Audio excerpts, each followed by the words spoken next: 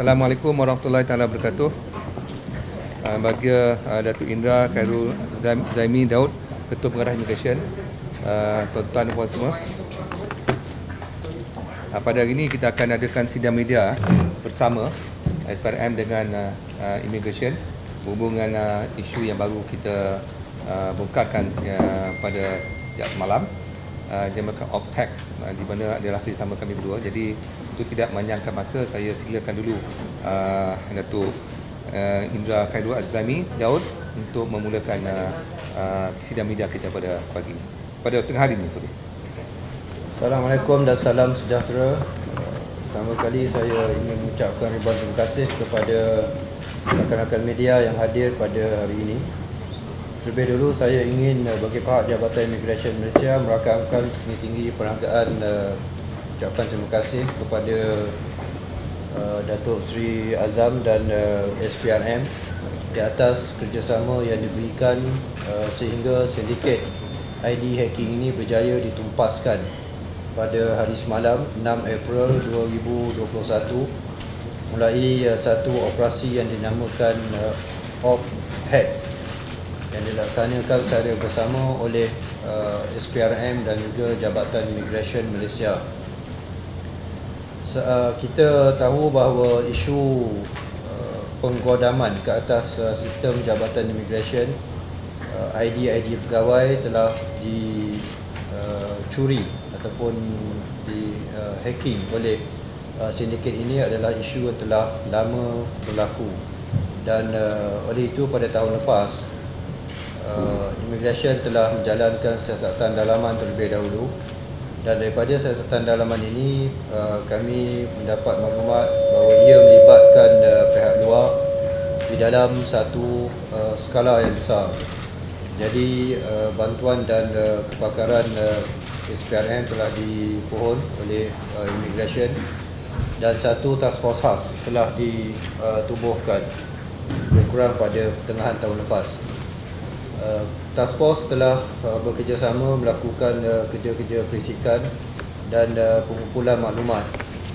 Ia mengambil masa yang agak lama kerana isu-isu COVID dan kelicikan sindiket ini sendiri beroperasi. Saya juga ingin memaklumkan bahawa modus operandi sindiket ini ialah dengan cara mereka menggodam sistem melalui ID pegawai Immigration. Kemudian mereka akan melakukan duplikasi ke atas sistem Immigration sehingga membolehkan mereka beroperasi di luar, iaitu daripada hotel-hotel dan premis sebanyak 22 premis yang telah diserbu pada hari semalam.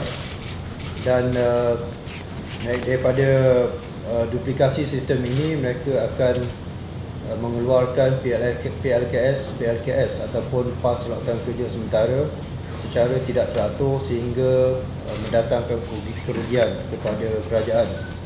Kalau kita merujuk kepada laporan Ketua Audit Negara, jumlah kerugian yang dianggarkan daripada kehilangan hasil levy dianggarkan sebanyak 4.7 juta.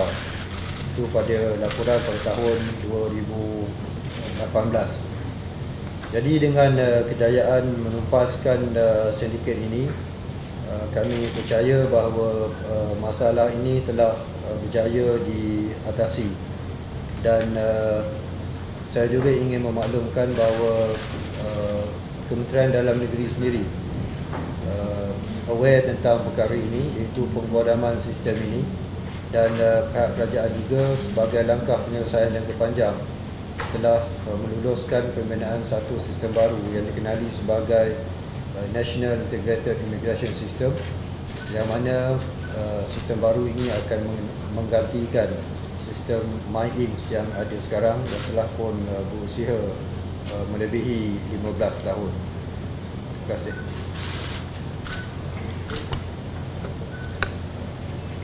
Terima kasih bagi Datuk. Kita pakai ni lah. Dengarkan bercakap ni ya. Pakai mic ni jadi humming. Datuk. Pertama sekali sebagai Ketua Putrajaya ni, saya nak mengucapkan syabas dan tahniah kepada bagi Datuk Indra Khairul Azami Daud, kerana tak ramai seperti saya pernah sebut sebelum pada ini ketua-ketua jabatan yang nak memohon atau meminta SPRM terlibat sama dalam isu-isu yang mungkin ada kaitan dengan jabatan mereka. So, dalam hal ini, tumpuan kes kini telah perbincangan kita buat adalah lebih kepada kita nak membongkar kegiatan sindiket ini yang menggodam sistem. Dan siasatan SPRM kita ni kita tumpukan kepada undang-undang kita dan juga undang-undang yang berkaitan. Undang-undang kami dah tentu ialah berkaitan dengan isu rasuah dan salah guna kuasa, dan juga mana-mana undang-undang yang berkaitan yang boleh kita gunakan sekiranya kita dapat membina kes kita. Di bawah Seksyen 12 Akta Suruhanjaya Pencegahan Rasuah 2009, yang mana sekiranya terzahir mana-mana lain kesalahan hasil daripada siasatan SPRM, maka kita boleh meneruskan siasatan dan mencadangkan pertuduhan. Tidak terlupa juga saya nak menyebut bahawa kita akan menggunakan Akta Pengubahan Wang Haram Pembiayaan Anti Keganasan tahun 2001. So, dalam kes ini seperti mana yang dimaklumkan oleh Datuk Indra Khairul tadi, ialah kerjasama dua pihak hasil daripada maklumat dalaman yang diperolehi oleh pihak immigration. Di sini SPM kita menggunakan kepakaran kita dari segi penyiasatan berbentuk fraud investigation, kerana perkara ini adalah satu mungkin di luar bidang kepakaran pihak immigration. Dan di sini kita melihat kepada tentang bagaimana sindiket ini telah melakukan very technical penggodamannya kepada sistem yang telah diterangkan oleh Datuk Khairul tadi, dan juga kita melihat kepada pembayaran-pembayaran yang dibuat. So, dalam siasatan kami mendapati lebih kurang pembayaran dibuat bagi satu PLKS antara 5 ke 6,500. That one constitute an offence di bawah Akta Pencegahan Rasuah, Akta Suruhanjaya Pencegahan Rasuah 2009. Sesiapa yang memberi wang kepada mana-mana pihak bagi tujuan untuk mendapatkan PLKS adalah juga salah. Dan sesiapa pihak yang menerima, dalam hal ini sindiket ini menerima wang, dia juga menyebut bahawa wang ini adalah untuk pihak-pihak tertentu, melibatkan public officer. So, ini juga bila disebut tentang melibatkan public officer, siapa-siapa public officer tu kemudian cerita, juga merupakan satu kesalahan. Dan akhirnya kesalahan-kesalahan lain seperti pengubahan wang haram akan juga disiasat oleh SPM, di mana bila kita melangkap mereka ini, menyiasat mereka ini, di mana perolehan ataupun aset-aset yang diperolehi secara tidak sah atau haram dengan kegiatan jenayah ini juga akan menjadi satu subjek matter kepada siasatan kita. Nanti saya akan mengumumkan beberapa penyitaan yang telah kita buat. Jadi dalam hal ini yang paling penting ialah dalam usaha kerjasama kedua-dua pihak ini adalah untuk kita menghentikan tindakan sindiket ini daripada terus berluasa dalam mengeluarkan PLKS ini yang telah dikeluarkan sebetulnya banyak sejak beberapa tahun lepas. Dalam kes ini sebanyak 5 tangkapan telah dibuat, itu melibatkan orang awam, termasuk ketua sindiket ini yang bergelar Datuk, mempunyai gelaran Datuk, yang mana mereka berusia antara 33 hingga 43 tahun di beberapa lokasi di sekitar Kuala Lumpur dan juga Sungai Petani, dan ia juga adalah hasil daripada maklumat daripada pihak immigration. Dan dalam siasatan kami, bongkaran-bongkaran telah kami buat, maka kita telah memperolehi peralatan-peralatan yang disyaki telah digunakan bagi tujuan untuk menggodam. Secara teknikalnya saya tak boleh nak terangkan, tetapi lebih kuranglah mereka ni bila menggodam ada menggunakan bentuk router, ada juga dia hack ID sistem pegawai-pegawai immigration. Mereka dapat mencetak PLKS ni di luar daripada Jabatan Immigration. Anggota sindiket ini juga ada yang melibatkan mereka adalah daripada bekas kaki tangan Jabatan Immigration yang telah berhenti kerja, dan mereka ini disyaki telah memberi jalan bagaimana untuk perkara ini dilakukan. Sehingga 9 Mac, saya lupa nak beritahu, mereka yang 5 orang telah ditahan ni telah dibenarkan reman, granted remand by magistrate sehingga mulai pada hari ini selama 6 hari ya. Sehingga jam 9 malam tadi, iaitu 6 April 2021, sebanyak 147 akaun melibatkan 30 individu dan 11 syarikat telah dibekukan dengan jumlah sebanyak 9.9 juta ringgit.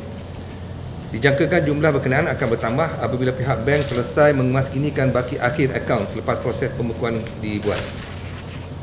Bagi lain-lain penyitaan yang boleh saya umumkan di sini ialah pertama, nanti saya akan bagi dia punya detail ya, minta pada Tuan Zamri. Wang tunai sebanyak RM491,110, RM491,110 dan lain mata wang asing berjumlah kira-kira RM25,000 seperti berikut.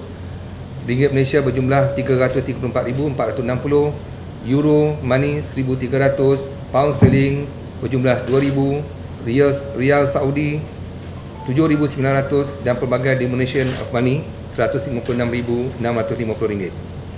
Sebanyak 12 buah kenderaan mewah pelbagai jenama yang akan kita lawat di bawah kejap selepas pada ini yang bernilai lebih daripada RM300,000 setiap satu ya.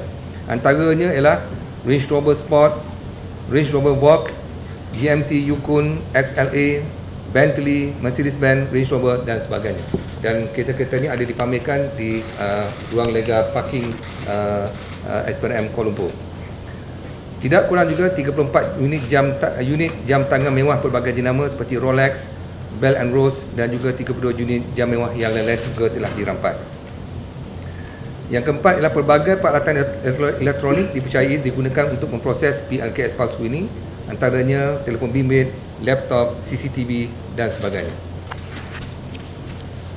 Lain-lain dokumen juga telah disita yang melibatkan 4 unit pasport warga Myanmar, 1 unit pasport warga Indonesia, 2 unit pasport warga Filipina, 2 bandar stiker kosong bagi pas lawatan kerja sementara yang disimpan oleh sindiket ini, pasport 20 unit, checkbook bank dan buku-buku akaun lain-lain.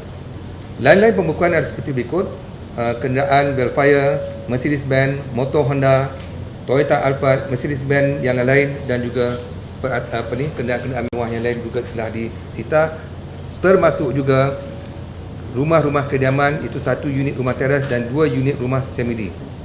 So di sini saya boleh totalkan anggaran jumlah sitaan dan pembukuan aset keseluruhannya ialah hartanah 30 unit berjumlah 11.86 juta, kenderaan 66 buah berjumlah 13.69 juta dan keseluruhan semua sekali sitaan kita setakat ini adalah 25.56 juta ringgit. Dan kesalahan yang kita siasat ini juga akan termasuk di bawah Seksyen 36 Akta Suruhanjaya Pencegahan Rasuah 2009, di mana mereka yang terlibat akan diminta untuk declare aset mereka yang dinamakan aset yang melampaui pendapatan mereka, dan sekiranya tidak dapat di-explain ataupun diperjelaskan daripada mana punca ini, ia juga subjek kepada satu kesalahan di bawah Seksyen 36 Subsection 3 Akta Suruhanjaya Pencegahan Rasuah 2009 yang ada hukuman penjara dan dendanya. Jadi dalam hal ini yang paling penting ialah seperti yang saya sebut tadi, adalah pementasan sindiket ini dalam menggodam sistem, kerana pada kami ia adalah merupakan satu perbuatan jenayah yang mengancam keselamatan negara kita.